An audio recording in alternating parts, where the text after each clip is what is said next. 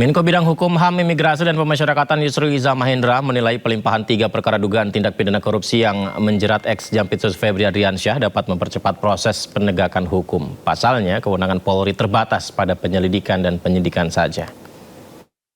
Seperti kita ketahui dalam hal melakukan penegakan hukum terkait dengan korupsi itu, sebagian kewenangan itu juga ada pada polisi, ada pada jaksa, ada juga pada KPK.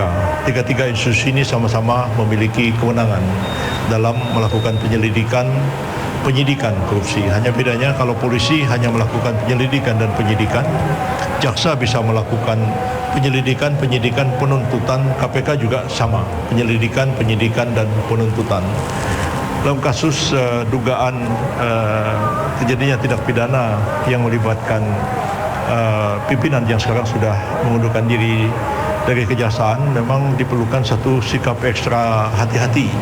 Dan ketika para jaksa yang sekarang ini menerima pelimpahan untuk menangani perkara ini, untuk melakukan penyidikan lanjutan setelah ditetapkan sebagai tersangka, tetap harus memegang teguh kaidah-kaidah hukum terkait dengan penegakan hukum di bidang korupsi itu untuk membangun kepercayaan seluruh lapisan masyarakat. Komisi Pemberantasan Korupsi melimpahkan berkas perkara alat bukti dan 4 tersangka kasus dugaan korupsi kuota haji periode 2023-2024. Dalam agenda itu, ex-Menteri Agama Yakut Khalil Qaumas menyatakan siap hadapi persidangan.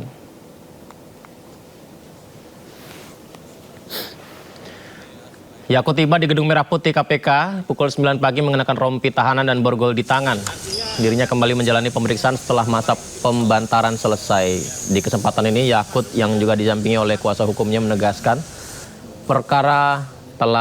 berkasnya telah dilimpahkan penyidik ke JPU. Ia juga menyatakan siap untuk buka-bukaan menjelaskan pembagian kuota haji tambahan yang diperoleh pemerintah Indonesia dari pemerintah Arab Saudi dalam persidangan.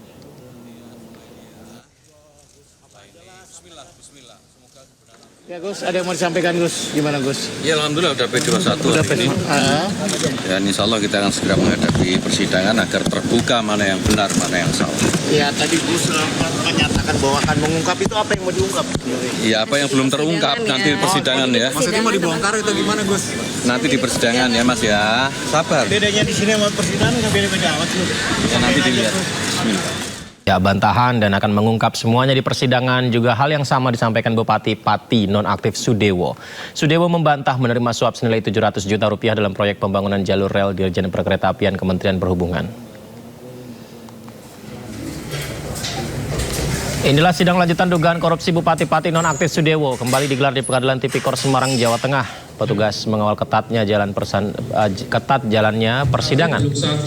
Sidang beragendakan keterangan saksi dari pihak jaksa penuntut umum. Sementara itu Sudewo membantah menerima suap sebesar 700 juta rupiah. Saya bersumpah sebenarnya bahwa Pak Doroge tidak pernah menerima uang 721 juta dari Pak Bernard, artinya saya juga tidak pernah menerima uang itu. Dan di sidang itu nama Gus Miftah disebut-sebut pemirsa di Pengadilan Tipikor. JPU membeberkan fakta baru mengenai adanya dugaan aliran dana korupsi ke Gus Miftah. Ya, ini masih dugaan ya. Dalam sidang Pengadilan Tipikor Semarang, Jawa Tengah, salah satu saksi mengungkap adanya dugaan aliran dana korupsi ke Gus Miftah. Penyebutan nama pengasuh Pondok Pesantren Ora Aji itu bermula saat Jaksa KPK Grafik Lozerte memeriksa saksi Deki Martin, mantan pejabat pembuat komitmen PPK proyek jalur ganda kereta api Solo Semarang.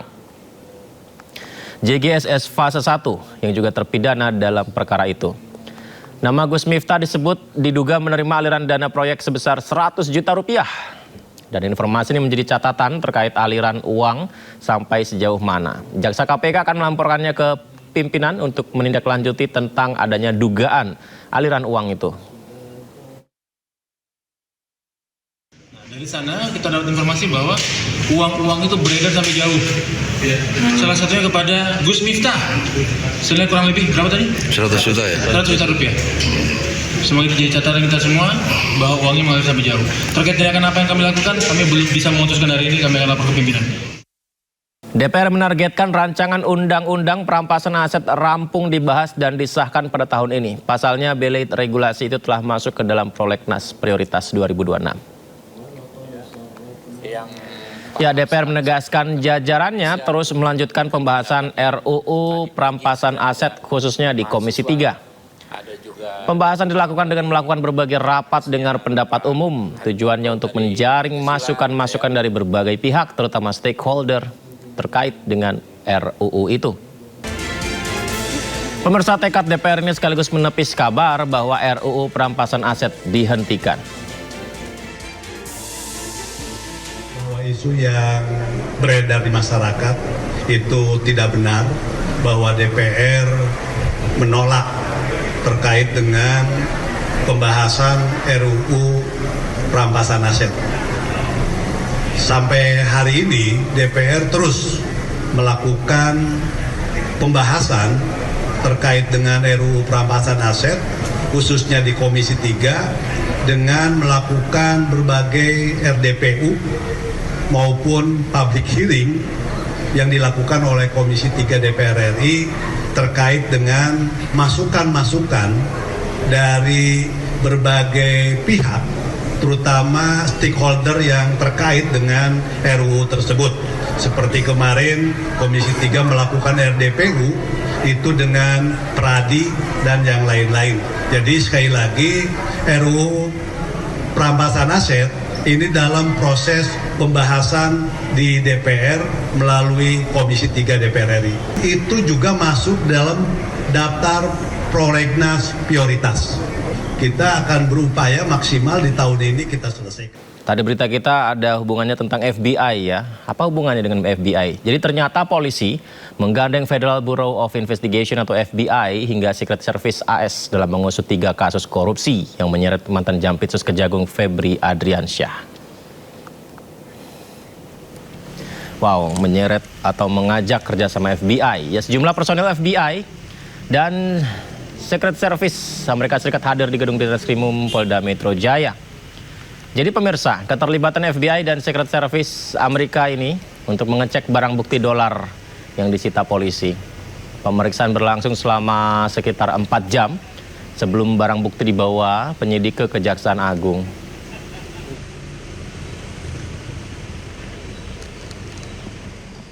Ini ada uang USD, SGD, rupiah, termasuk emas batangan. Jadi nanti akan dilakukan uji terkait tentang Singapura dolar, US dollar dari FBI dan Kedutaan Amerika, termasuk dari Kedutaan Singapura dan Bank Indonesia. Kami akan sampaikan pada teman-teman sekalian secara berkala. Tadi dari teman kita dari Pegadaian Pusat sudah menyampaikan, nanti hasilnya dari 74 lempeng ini akan disampaikan hasilnya kepada teman-teman sekalian. Ini merupakan suatu proses dalam penyerahan penanganan perkara lanjutan yang ditangani oleh joint investigasi kepada Kejaksaan Agung. Saya rasa itu teman-teman sekalian ya.